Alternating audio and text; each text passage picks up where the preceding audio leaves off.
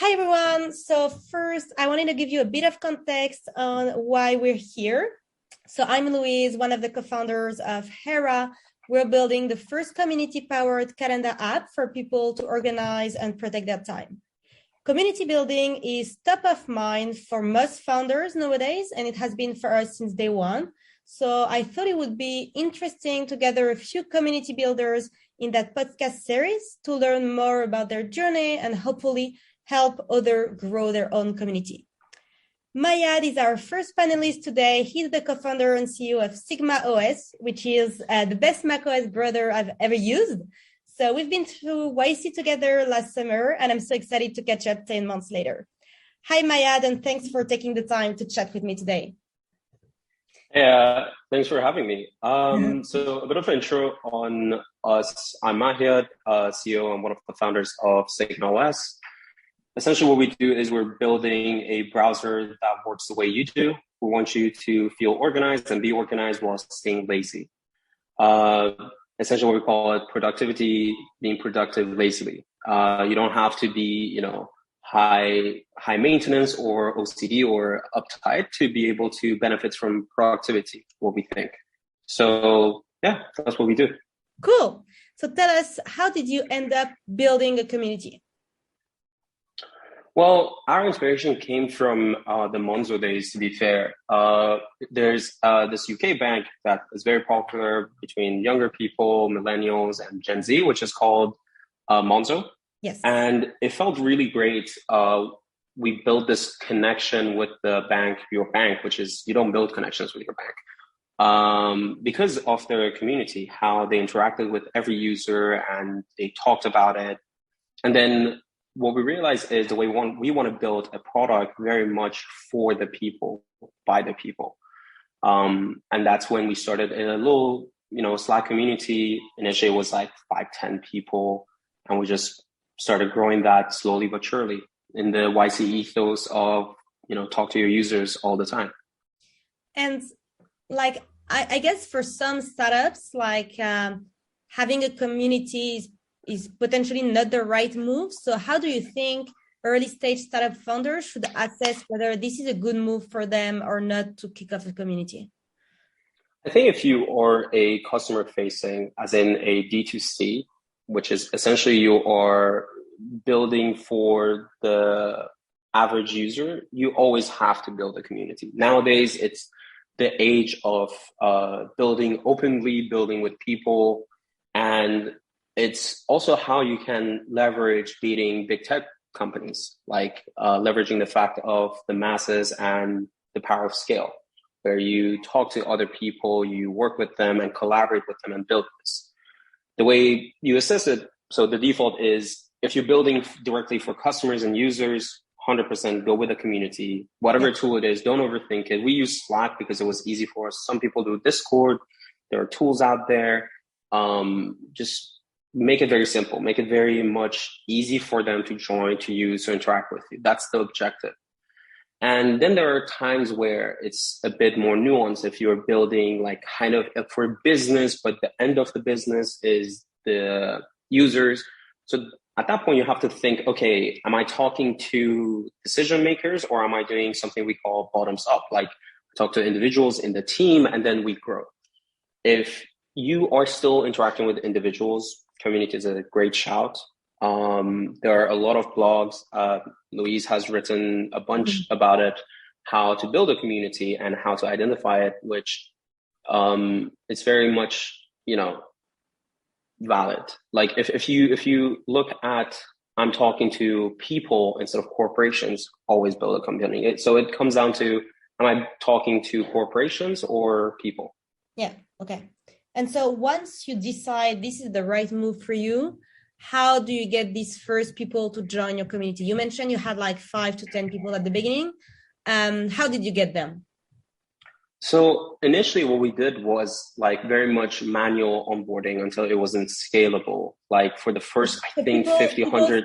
People in your community were people who are using Sigma OS, right? They were from Yeah. So essentially we would reach out to people Twitter, LinkedIn, our friends group, I'm building this product, do you want to try it? And when we built it, we made it about them. Hey, do you have a feedback for us? Do you want to ask for something specific? Do you have any problem? Like essentially building this kind of customer service that you can directly at all times talk to. And we always had the intention of putting enough people there where it just becomes like an actual community or society where they help each other. They talk to each other. And what we did was initially onboard them manually, give them like kind of a VIP experience, and then go on to say, look, this was short, but if you have any questions, here's our channel, join it right now. And we would literally we wouldn't send the link afterwards. We would literally sit there, watch them join the community and tell them, kind of a bit pressuring them maybe, but like making sure they join. And then when they join, was like really part of the onboarding, right? Joining the Slack. Yeah. Okay. It was very ingrained in using the Sigma OS. We made it to get the people. We made this as part of the product, essentially. Yeah. That if you're a Sigma OS user, you want to be, a community member as well. Okay. And currently, people who are in your community, what are they looking for? Are they looking for tips about your product, or have you extended the value people get from your community to like productivity tips in general or something else?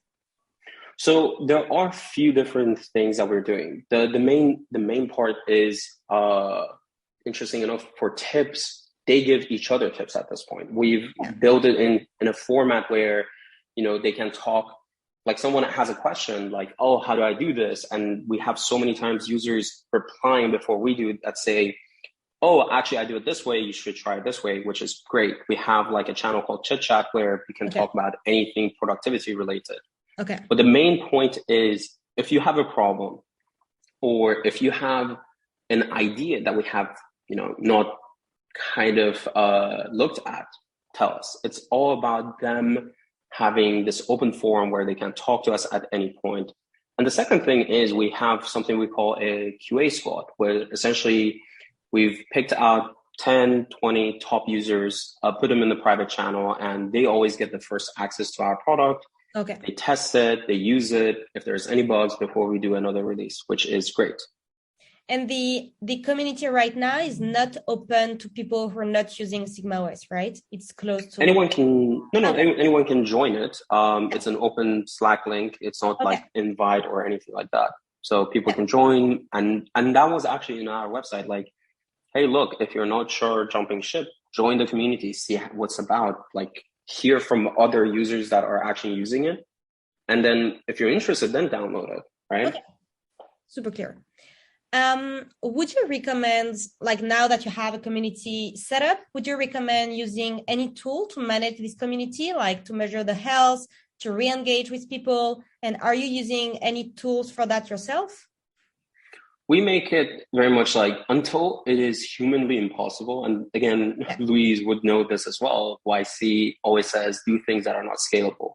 Yeah. We look at a lot of tools and it's shocking how there is no community management platform where you can actually just like build communities and manage everything from there. We looked for a long time and we ended up realizing this is a waste of time and just we're doing it manually ourselves. So we have a head of community person, does an incredible job. Pablo is always on top of things. Like you've recruited someone to really only take care of the community.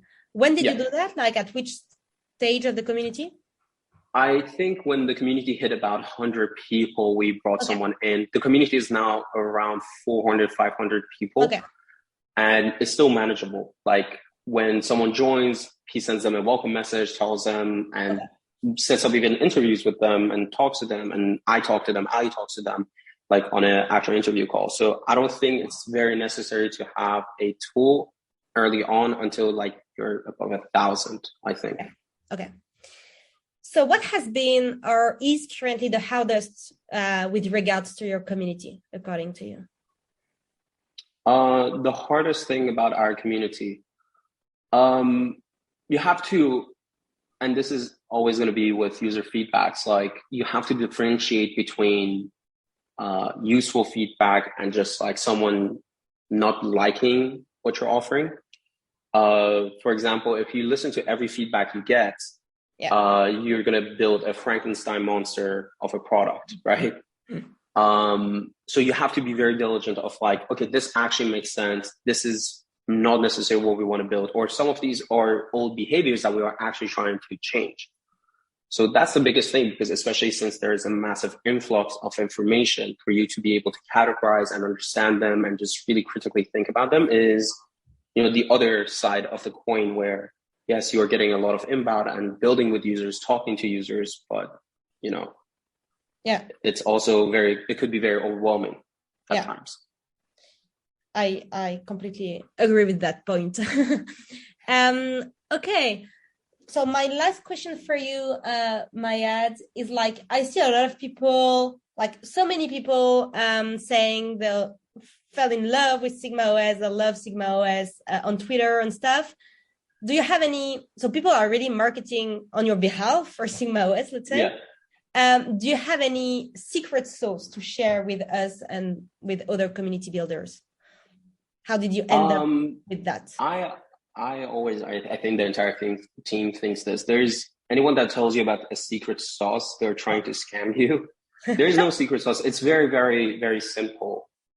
Build something, try to understand your community, your users, and build something that is better than everything that is out there. And they would love it. And when you are very much like caring about your community, your users, where when they send you feedback, a lot of times when there's a bug and an issue, when they send it to us, we fix it in a couple hours, fix it, email them directly, say, hey, we fixed this. And this kind of builds this kind of relationship where they feel very much their input being valued. So they kind of take ownership of your product and feel like, yes, I'm going to advocate for this person. I'm going to advocate for this product, and, reach out to them or defend them at all times, or market for them. Yeah. So it's very simple. Just build something that people want. We can see that we've been through the same school, right? Yeah. Cool. Well, thank you so much, Mahyad, for your time, for your insights. Of course. Super interesting chatting with you. Can't wait to see the Sigma OS community growing even more.